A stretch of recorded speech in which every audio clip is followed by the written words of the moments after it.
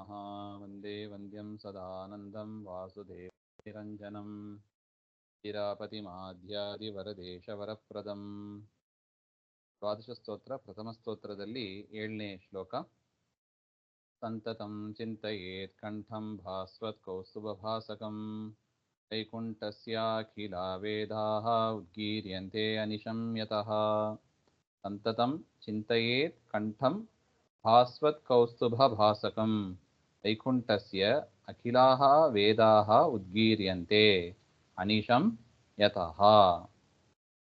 ಇಲ್ಲಿ ಗ್ರೀವಾಂ ಸ್ತೌತಿ, ಗ್ರೀವ ಭಾಗ, ಗ್ರೀವ ಅಂದ್ರೆ ಕುತ್ತಿಗೆ ಅಂತ ಅರ್ಥ. ಪರಮಾತ್ಮನ ಕುತ್ತಿಗೆಯನ್ನ ಸ್ತೋತ್ರ ಮಾಡ್ತಾ ಇದ್ದಾರೆ ಆಚಾರ್ಯರು ಈ ಪದ್ಯದಲ್ಲಿ. ಸಂತತಂ ಇತಿ ಭಾಸ್ವತ್ ಕೌಸ್ತುಭ ಭಾಸಕಂ. ಭಾಸ್ವತ್ ಅಂದ್ರೆ ಸೂರ್ಯ ಸದೃಶಃ ಇತಿವಾ ಕೌಸ್ತುಭಃ, ಪ್ರಕಾಶಮಾನವಾದ ಸೂರ್ಯನ ಸದೃಶವಾದ ಒಂದು ಕೌಸ್ತುಭ, ಅದನ್ನ ಪರಮಾತ್ಮ ಧರಿಸಿದ್ದಾನೆ. ಅದಕ್ಕೆ ಕೌಸ್ತುಭ ಅಂತ ಯಾಕೆ ಹೆಸರು ಬಂತಂದ್ರೆ, ಕುಂ ಸ್ತುಭ್ನಾತಿ ಋಣದ್ಧಿ ಆವೃಣೋತಿ ಇತಿ ಯಾವತ್, ಹಾಗೆ ಅಂತ. ಅಂದರೆ ಭೂಮಿಯನ್ನ ಆವರಿಸ್ತದಂತೆ. ಭೂಮಿಯನ್ನ ಯಾವುದು ಆವರಿಸ್ತದೆ ಅಂದರೆ ಸಮುದ್ರ. ಅದರಿಂದ ಅದನ್ನ ಕುಸ್ತುಭ ಅಂತ ಕರೀತಾರೆ. ಕು ಅಂದ್ರೆ ಭೂಮಿ, ಭೂಮಿಯನ್ನ ಸ್ತುಭ್ನಾತಿ ಅಂದ್ರೆ ಆವೃಣೋತಿ, ಸುತ್ತುವರಿಯುತ್ತದೆ. ಅದರಿಂದ ಸಮುದ್ರಕ್ಕೆ ಏನ್ ಹೆಸರು? ಕುಸ್ತುಭ, ಹಾಗೆ ಅಂತ. ಸಮುದ್ರ ಅಂತ ಅರ್ಥ. ಆ ಸಮುದ್ರದಲ್ಲಿ ಹುಟ್ಟಿದ್ದು, ಅದರಿಂದ ಅದಕ್ಕೆ ಕೌಸ್ತುಭ, ಸದಿದ ವೃತ್ತಿ ಇದು. ಆದಿವೃದ್ಧಿಯಾಗಿ ಕು ಹೋಗಿ ಕೌ ಅಂತ ಆಯ್ತು. ಕೌಸ್ತುಭ ಅಂದ್ರೆ ಸಮುದ್ರದ ಸಂಬಂಧ ಉಳ್ಳದ್ದು, ಸಮುದ್ರದಲ್ಲಿ ಹುಟ್ಟಿದ್ದು ಅಂತ ಅರ್ಥ. ಕೌಸ್ತುಭ. ಅದನ್ನ ಭಾಸಕ, ಅದು ಹೊಳಿತಾ ಇದೆ. ಭಾಸಕ ಅಂದ್ರೆ ಪ್ರಕಾಶಕ. ಸ್ವಭಾವ ಸುಂದರತ್ವಾತ್ ಶೋಭಾಪ್ರದಶ್ಚ ತಂ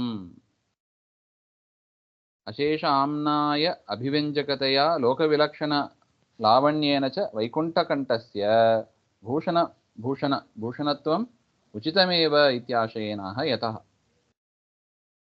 ಅಲ್ಲ, ಪರಮಾತ್ಮ ಸ್ವತಃ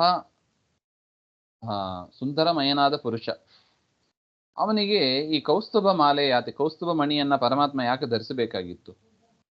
ಇದು ಪ್ರಶ್ನೆ.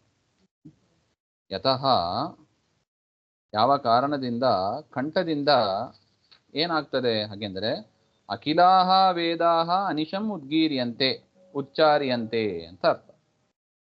ಆ ಪರಮಾತ್ಮನ ಕಂಠದಿಂದ ಸತತವಾಗಿ ವೇದವು ಉಚ್ಚಾರ ಮಾಡಲ್ಪಡುತ್ತದೆ.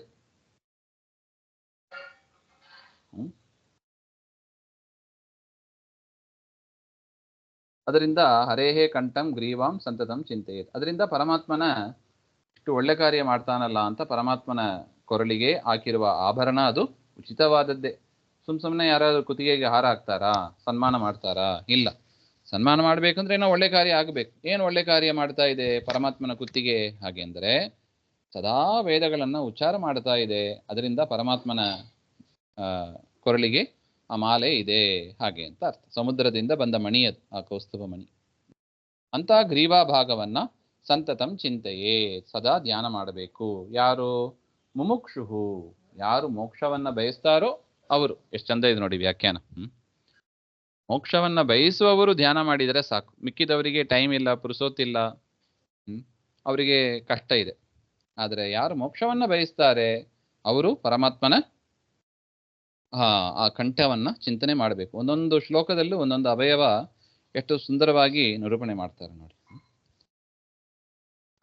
ಸಂತತಂ ಚಿಂತಯೇತ್ ಕಂಠಂ ಭಾಸ್ವತ್ ಕೌಸ್ತುಭಭಾಸಕಂ ವೈಕುಂಠಸ್ಯಾಖಿಲಾ ವೇದಾಃ ಉದ್ಗೀರ್ಯಂತೆ ಅನಿಶಂ ಯತಃ. ಮುಂದಿನ ವಿಚಾರ ಮತ್ತೆ ನೋಡೋಣ. ಶ್ರೀಮಧ್ವಾಂತರ್ಗತ ಶ್ರೀಕೃಷ್ಣ.